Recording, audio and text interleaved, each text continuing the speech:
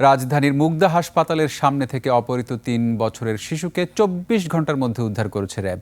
শিশুটিকে সুস্থ অবস্থায় গাইবান্ধা থেকে উদ্ধার করা হয়। র্যাবের লিগ্যাল অ্যান্ড মিডিয়া উইং জানায়, এই ঘটনায় মূল অপহরণকারী সহ ৪ জনকে গ্রেপ্তার করা হয়েছে। সুমাইয়া খানের রিপোর্ট।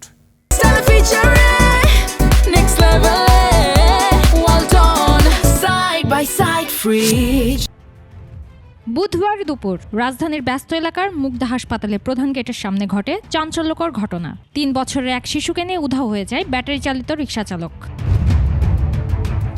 সন্তানকে ডাক্তার দেখাতে মুগদা হাসপাতালে নিয়ে এসেছিলেন শিশুর মা। হাসপাতালের গেটের বাইরে একটি ব্যাটারি চালিত রিকশায় শিশুটিকে বসিয়ে পানি কিনতে যান তিনি।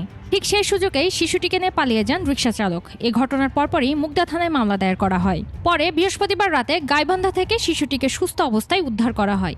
এ ঘটনায় মূল অপহরণকারী মোহাম্মদ চাঁদ মিয়া সহ ৪ জনকে গ্রেপ্তার করা হয়েছে বলে জানায় র্যাব পরিচালক।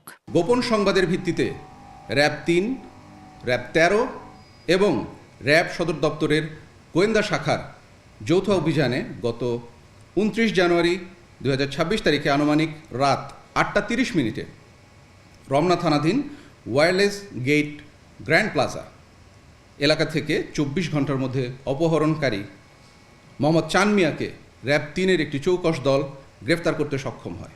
শিশুটির বাবা সুইজারল্যান্ড প্রবাসী, পরিবার সহ সেখানেই থাকতেন তারা। ১ বছর আগে মা ও শিশু দেশে ফিরে ঢাকার সবুজবাগ এলাকায় বসবাস শুরু করেন। অপহরণের ঘটনায় আরও কেউ জড়িত আছে কিনা তা খতিয়ে দেখছে র্যাব। প্রথমেই আমরা বাচ্চাটার অবস্থান সম্পর্কে জানতে পারি যে সে ওই এলাকায় আছে, এরকম একটা বাসায় আছে। তখন আমাদের গোয়েন্দা নজরদারি ওইখানে সার্বক্ষণিকভাবে একদম 24/7 চালু হয়ে যায় এবং আমরা নিশ্চিত করার চেষ্টা করি যে কোনোভাবেই যাতে শিশু সন্তানটিকে কেউ আঘাত না করে বা আহত না করে।